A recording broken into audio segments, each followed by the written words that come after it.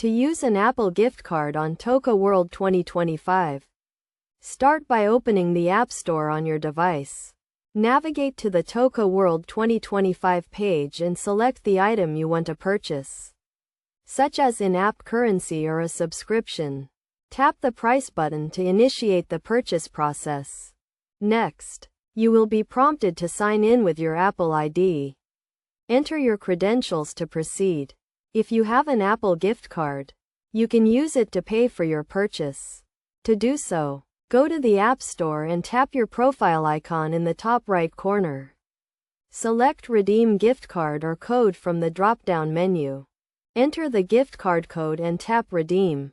The gift card balance will be added to your Apple ID account. You can then use this balance to make purchases on the App Store, including items in Toca World 2025.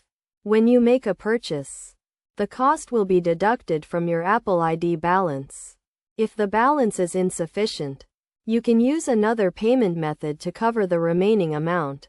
It is essential to note that Apple gift cards can only be used on the App Store and not on other platforms. To check your Apple ID balance, go to the App Store, tap your profile icon, and select your name. Your current balance will be displayed.